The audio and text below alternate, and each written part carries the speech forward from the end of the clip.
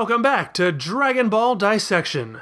I hope you enjoyed our little detour into animated material, but that's over now. Am I back to the manga already? Yeesh, feels like I've been gone forever, but like I never left. Time has no meaning, which is good when the story is about to take place in a room that has made time its bitch. Last we left off, Majin Boo had made his way to God's temple and demanded a fight against Gotenks. You know, there's something I forgot to mention last time, or rather I didn't forget to mention it, I forgot that it was still relevant, so I guess you could say I forgot to forget when I chose to omit it, but now I'm not because omitting it wasn't as redundant as I had thought. I'd say this will all make sense in a moment, but I barely understand any of that myself. Let me just start over. Given how much of a fuss I made in the Cell arc over Bluma's regular old rocket ship defying the power of God, I think there were at least a few of you curious why I didn't even mention Boo doing the same thing. Well, that's because I figured since I'd already covered that, there was no use in dwelling on it. I had forgotten that I had let that earlier instance off a bit easy, rationalizing that perhaps she was able to bypass the temple's stated protections due to there being no god to enforce them. I said I'd overlook it in this one instance because surely, if this was attempted while there was an active god, things would not go well for the perpetrator. So now I have just one thing to say. Hey Dende, you're useless. Oh, also you grow very slowly and randomly change sizes and outfits. See, I didn't forget about that either, I just didn't have anything to say about it.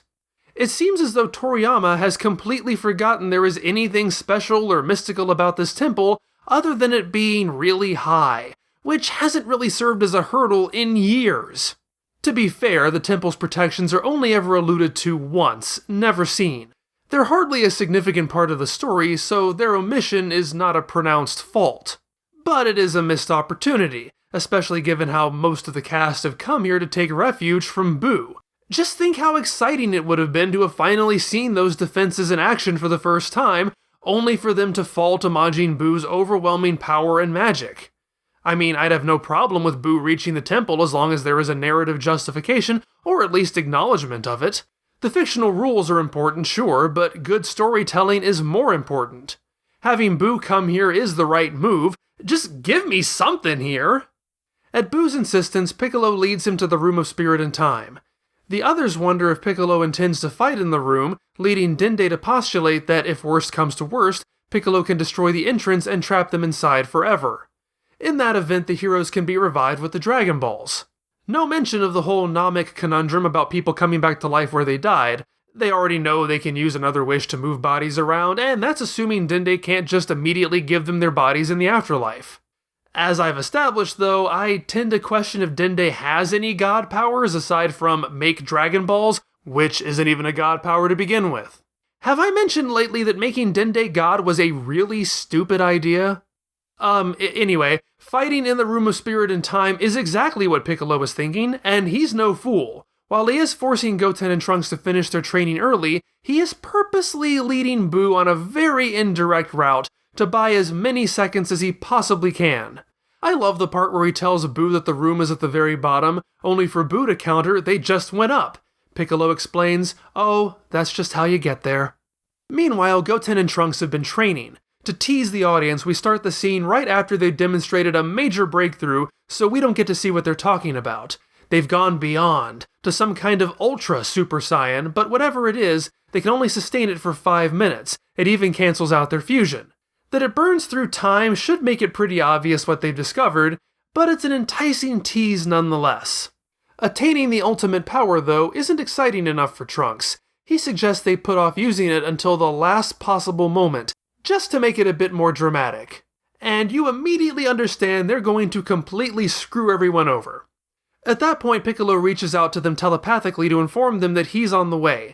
He can't buy more than 1 minute, but since that will be 6 hours for them, they should go ahead and rest up. I like the paneling on this page, showing Goten and Trunks asleep immediately prior to Piccolo opening the door. Are they going to be ready in time? How tense! It's not even a stylistic cheat to present them in this way. You know how the animated series shows Goku helpless and screaming the instant before Planet Namek explodes? It's a bit of a cheat, albeit an understandable one. It's more dramatically satisfying than literally plausible to reconcile with his escape. But in this case, the time dilation makes it entirely logical that the boys could be asleep just before Piccolo opens the door, but also ready and waiting by the time he enters. It's just one of those cool little things made possible by this fantasy idea, and I'm glad Toriyama plays into it a little bit. Noticing that almost makes me wish Toriyama had played with this next bit too, opening the door.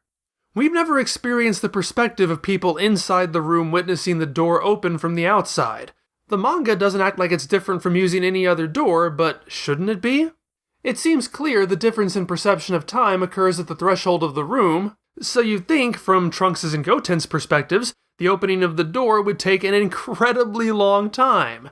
And considering, for the purposes of a dramatic reveal, they are literally standing there waiting for their foe to enter, this should get really boring for them.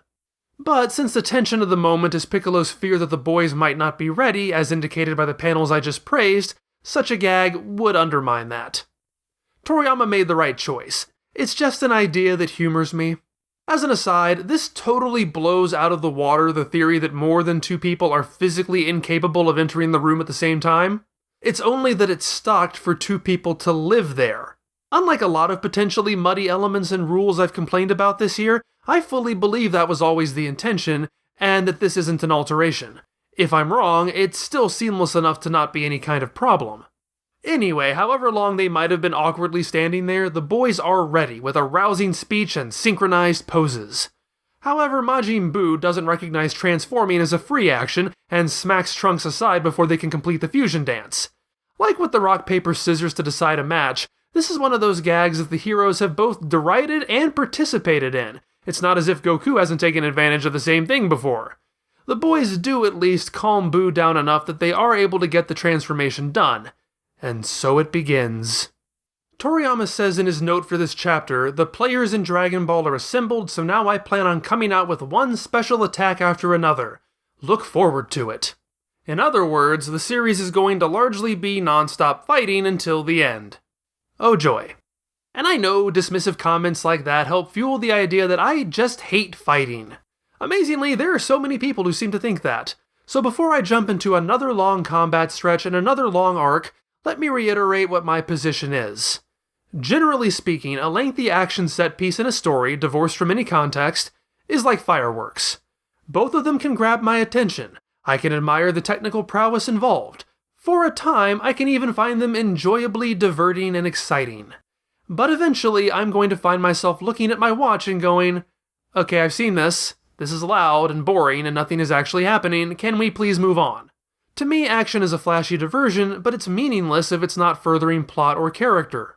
2018's Broly movie is a perfect example of this. It has a first half I greatly enjoyed, with characters and storytelling I was quite invested in.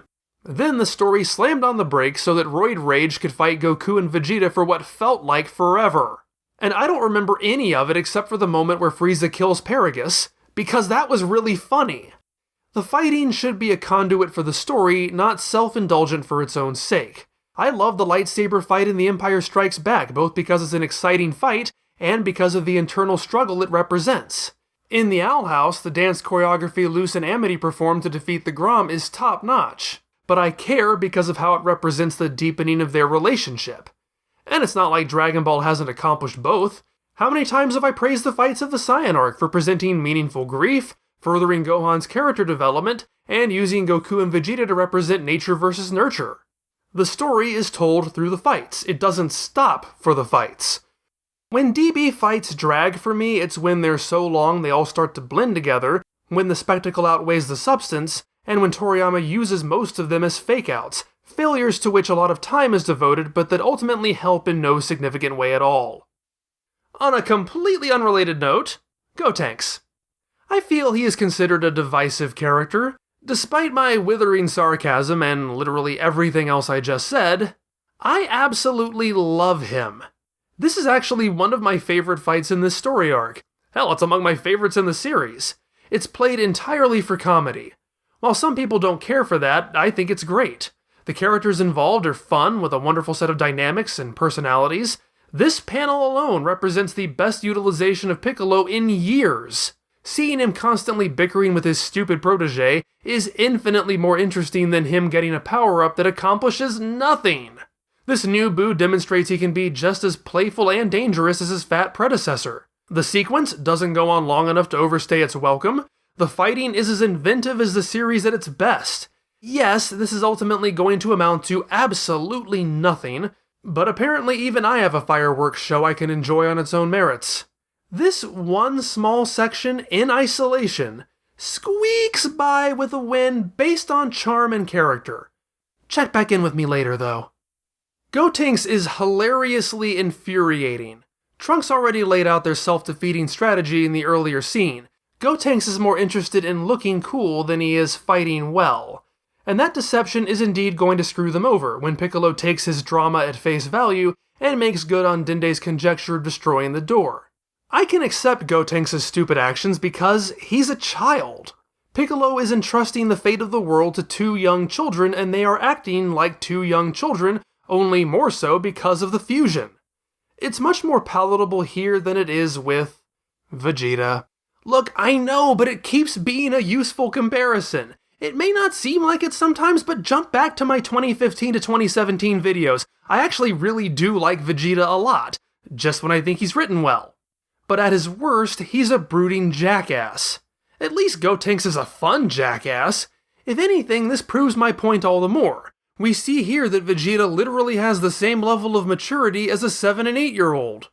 The other point of contrast is that Vegeta's attacks and strategies become such generic, blunt instruments.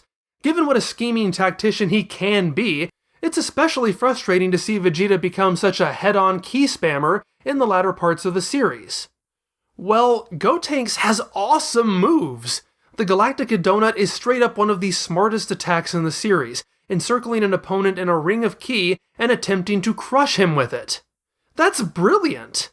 Even crazier is the Super Ghost Kamikaze attack, where he creates multiple sentient ghosts in his own image that explode on contact. I have no idea how that's supposed to work. I definitely care a little, but it's so wonderfully charming that I can mostly overlook it. Logic can bend to good storytelling, and this attack is the best part of this fight.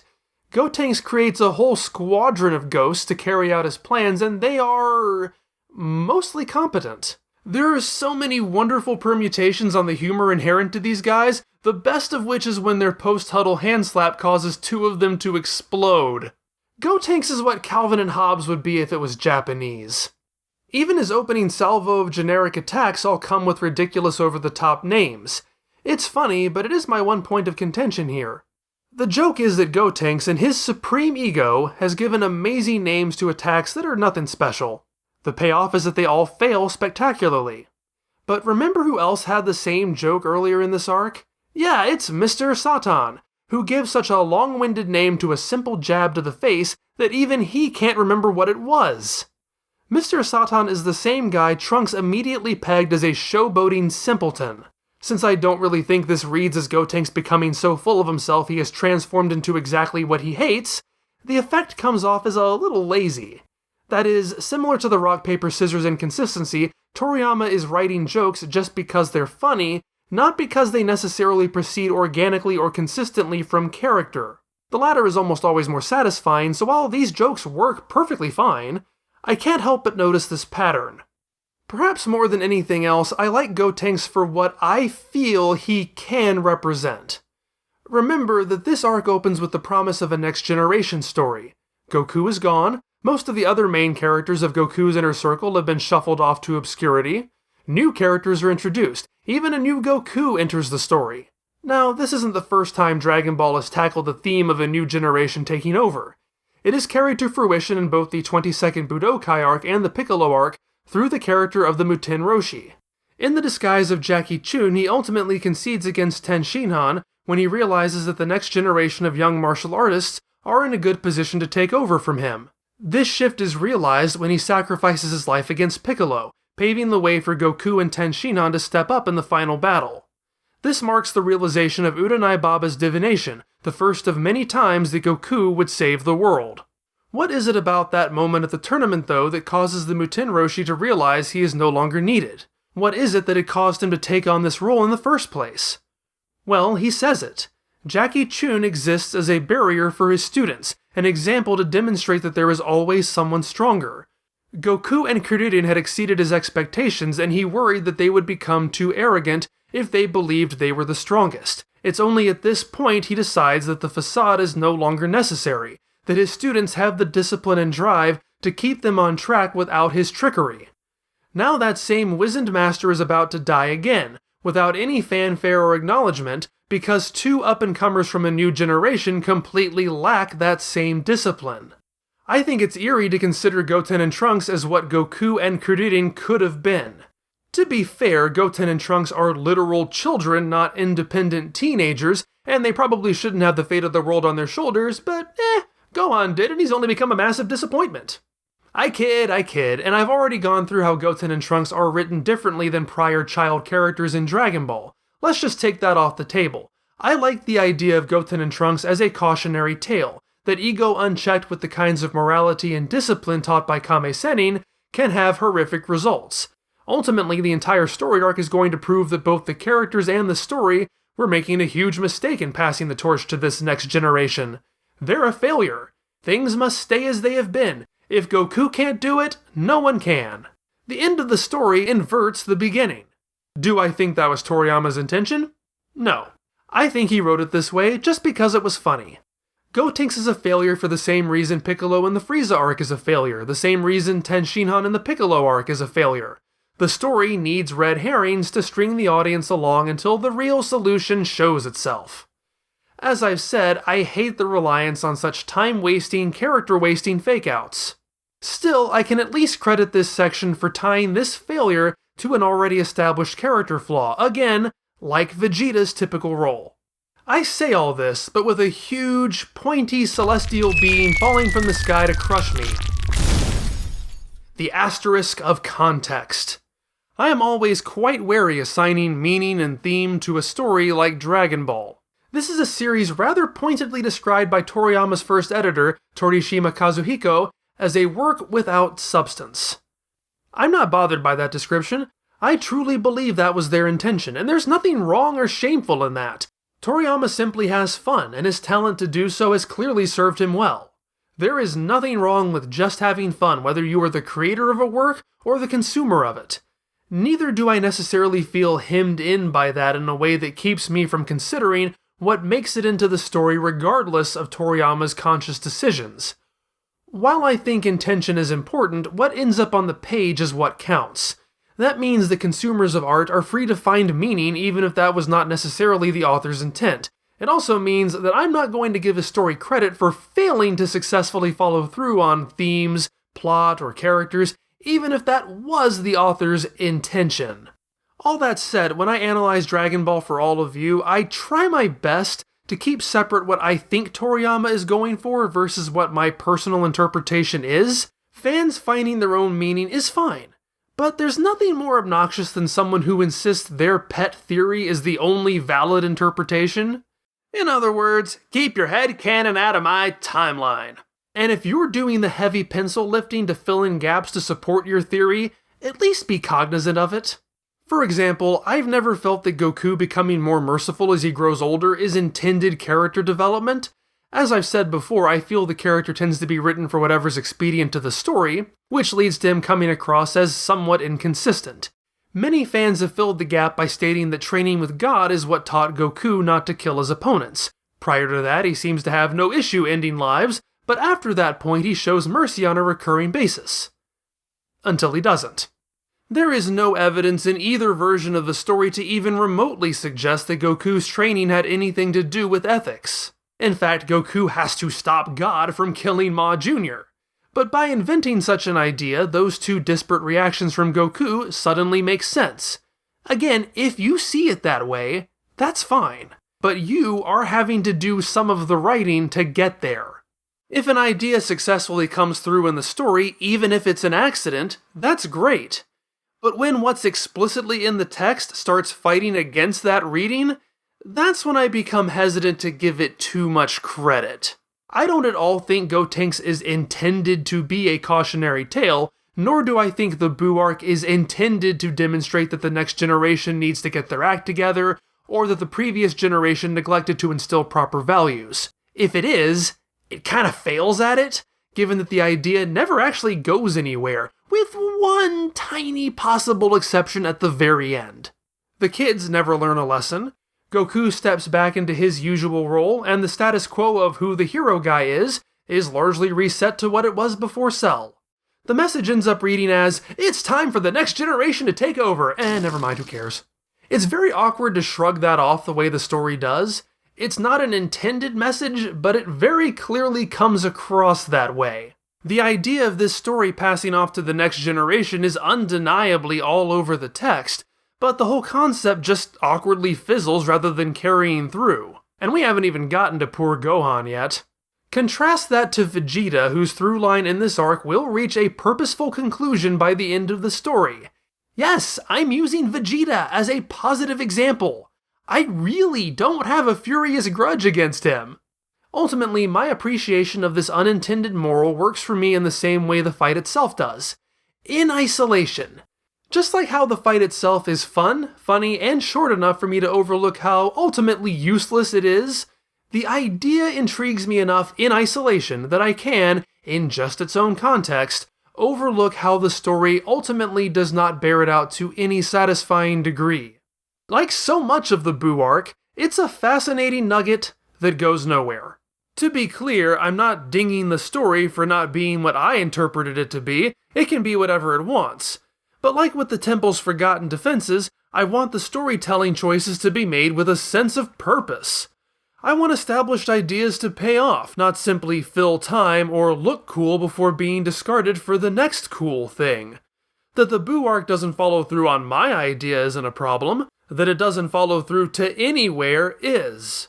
But while Goku's lofty ambitions with fusion appear to be a complete waste, I'm sure all the time we've spent establishing Gohan in the Kaioshin realm won't suffer from the same problem. After all, to abandon one ultimate power-up may be regarded as a misfortune. To abandon both looks like carelessness. But I'm getting ahead of myself. There are still plenty of charmingly meaningless ways for Gotenks to fail that we haven't even seen yet. And with that, we come to Dragon Ball Dissection December. Yes, every year I do a month-long marathon of Dragon Ball Dissection videos, one for every week. This year we will be continuing, or possibly even concluding, our look at the Boo arc as well as DBZ Movie 12. If you've wanted to help out, this is the best time to support the channel on Patreon. Not only do you get 5 videos early if you're in the early access tier, I'm also doing another contest. At the end of the DBD December celebrations, I'm giving away a copy of Akira Toriyama's Manga Theater, and it's only for patrons. Stay tuned, December's first video will have all the details. I look forward to spending December with you in our beloved holiday tradition. I will see you next time.